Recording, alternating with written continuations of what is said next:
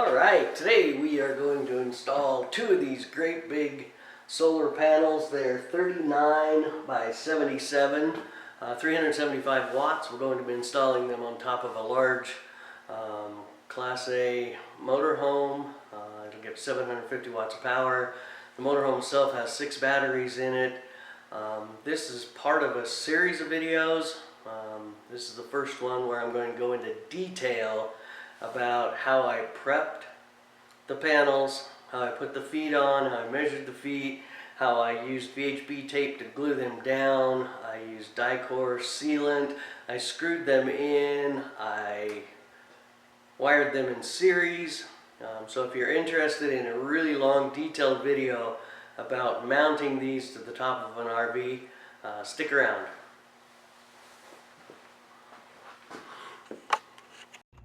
Alright, we're looking at the roof of my new Jayco. I got 12 feet between the air conditioners. And alright, once again we're looking at the top of my Jayco. Here's the solar panel connector all glued in.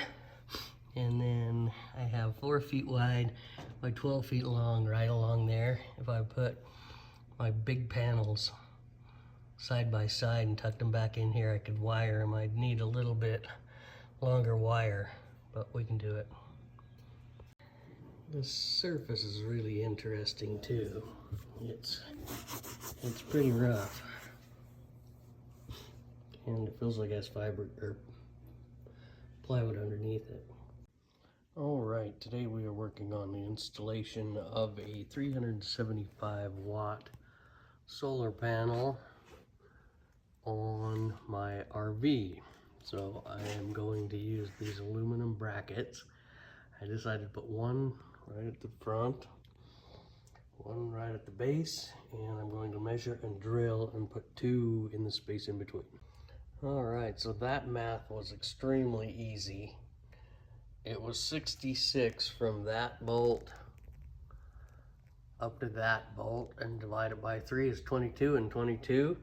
And then I want the hole farther on the inside, closer on the inside, however you say it, so I want the hole to line up kind of like that, so there's not a chance that this will slide and move that way.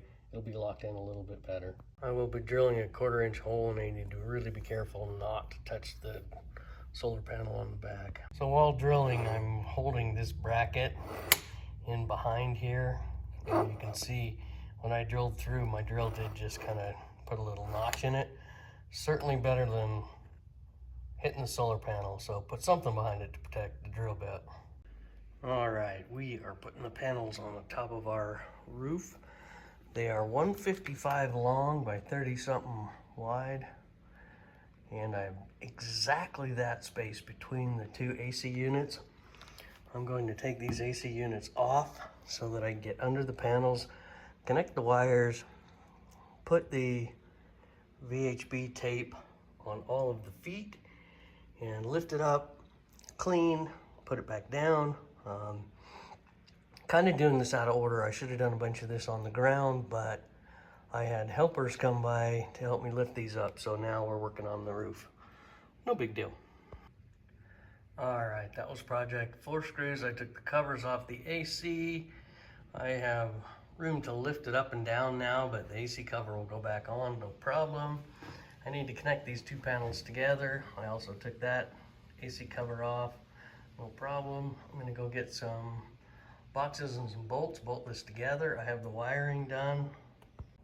All right, so we're working on top of the roof. We have our supplies laid out. We got some bolts. I have some Amazon boxes of supports, and I've already drilled holes, so I'm gonna just put these nuts in, bolt these together. All right, well, here's an important safety tip. These panels are double thickness, so a 1 inch bolt or 3 1/4 inch bolt will not work. Down the ladder we go.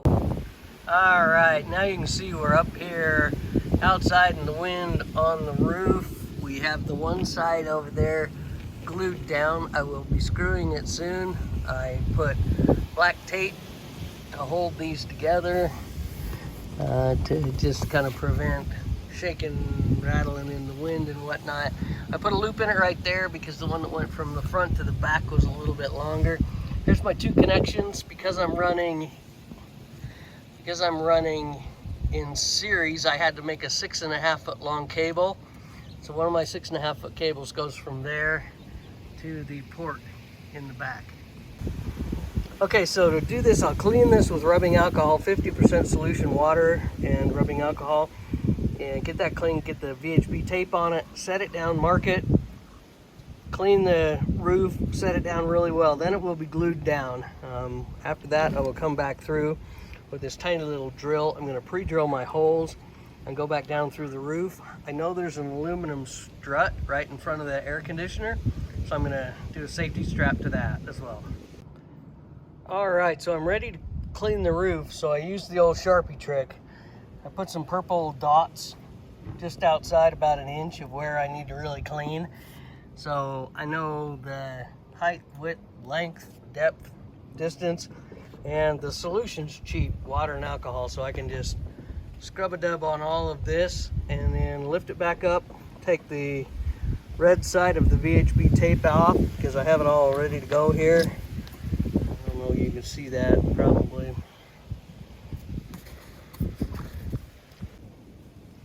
All right, well, I have the VHB tape down on both sides, and I have 16 mounts for these two big panels, 4 by 14 foot long. I'm convinced the VHB tape will hold without any question, so we're going to head to the Bonneville Salt Flats and go 200 miles an hour in this RV and verify that I am correct. All right, I'm ready to drill some holes in the roof. I'm going to be using 1-inch weather-resistant roof drilling screws. They would drill themselves in, but I have a drill bit smaller. I have a drill bit smaller than the diameter of the screw, and it will help get some of the junk out of the way. So then when I fill a hole completely with glue and then glue all the way around here with this stuff, it's called Dicor Lap Sealing 51LSW, and that is what goes on the RV roof. You can see it's all over there and all over there. The RV manufacturers buy this stuff by the gallons. All right, well, that was a success because this stuff is self-gooping. I put a lot of it on and now it's going to level itself out. I have it around the sides, everything. I don't have it around the back, but I'm pretty confident that it's watertight at this point. All right, we got it. We have all the screws in,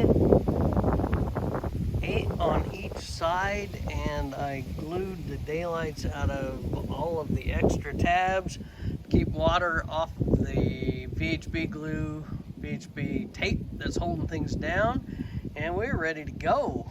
I need to just go plug those in after I do all of the wiring work downstairs, because these are hot. They're producing electricity, and so I don't want to wire anything downstairs without being ready.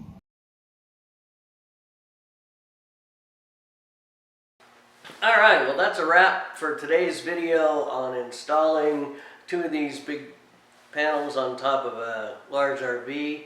I hope you enjoyed it. If you have questions or want to know more of the details, we'll have a really good parts list below and on my website, so you can get the same parts I used. Stick around for additional videos where I talk about the panels themselves. I talk about the wiring, I talk about the connectors, I talk about the controllers, I talk about fuses and circuit breakers and all those things that you need. So thanks for watching. Like, share, subscribe, tell your mom.